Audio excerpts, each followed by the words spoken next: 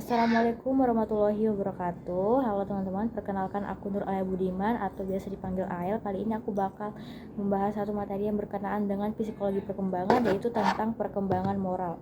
Nah, moral ini adalah ajaran tentang baik dan buruk yang diterima secara umum yang mengenai dengan perbuatan, sikap, kewajiban, dan juga sebagainya.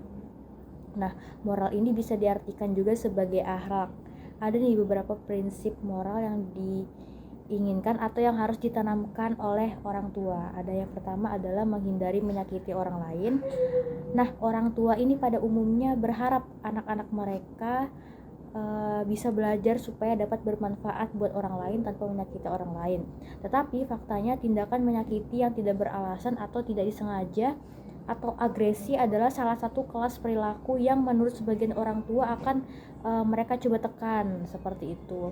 Adapun orang tua yang punya anggapan bahwa kalau misalkan anaknya itu ditegasin, dia menjadi anak yang penurut, menjadi anak yang disiplin, padahal fakta di lapangan tidak seakurat itu. Lalu yang kedua adalah kepedulian prososial.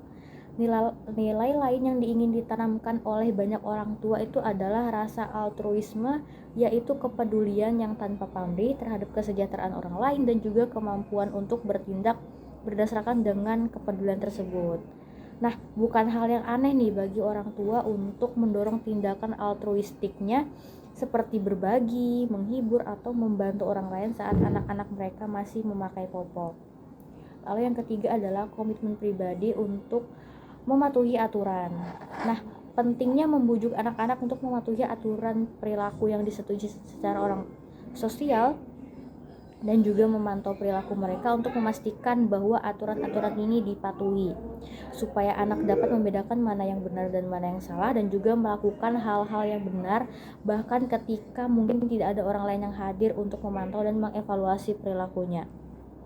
Nah, perkembangan moral ini menurut para peneliti ada 3. Yang pertama adalah komponen afektif, yaitu terdiri dari perasaan seperti bersalah, perhatian terhadap perasaan orang lain, dan juga hal-hal lainnya.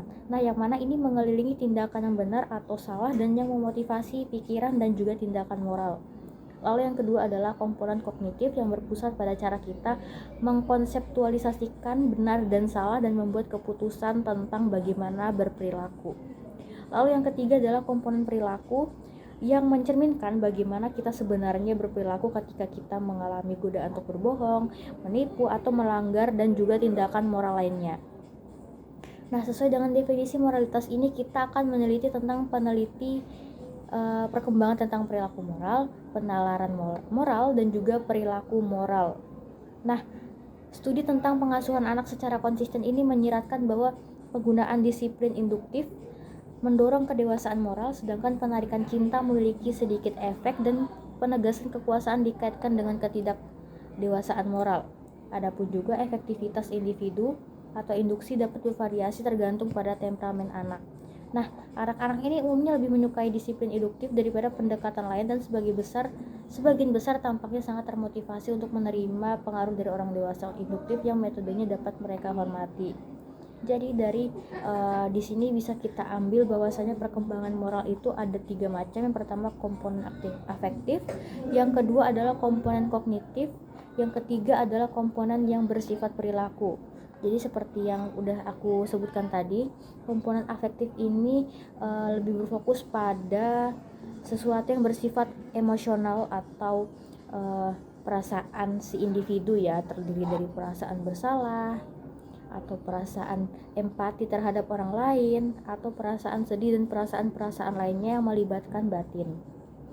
Nah, yang kedua adalah komponen kognitif yang mana ini berpusat pada bagaimana kita mengkonsepkan sesuatu, baik itu sesuatu yang benar dan sesuatu yang salah. Itu juga berkaitan dengan moral kita, yang mana itu melibatkan moral kita gitu. Lalu yang ketiga adalah perilaku. Bagaimana kita menghadapi sesuatu dengan perilaku kita, bagaimana kita bisa mengontrol perilaku kita, dan itu juga mencerminkan bagaimana kita sebenarnya gitu. Ketika kita dihadapkan pada suatu masalah, perilaku kita tuh adalah mencerminkan sisi kita yang sebenarnya. apakah kita akan melakukan sesuatu yang salah atau apakah kita akan melakukan sesuatu yang benar, seperti itu. Oke, mungkin itu tadi materi dari aku tentang perkembangan moral. Kurang lebih dan lebihnya mohon maaf. Aku Nur Alia Budiman pamit undur diri. Wassalamualaikum warahmatullahi wabarakatuh.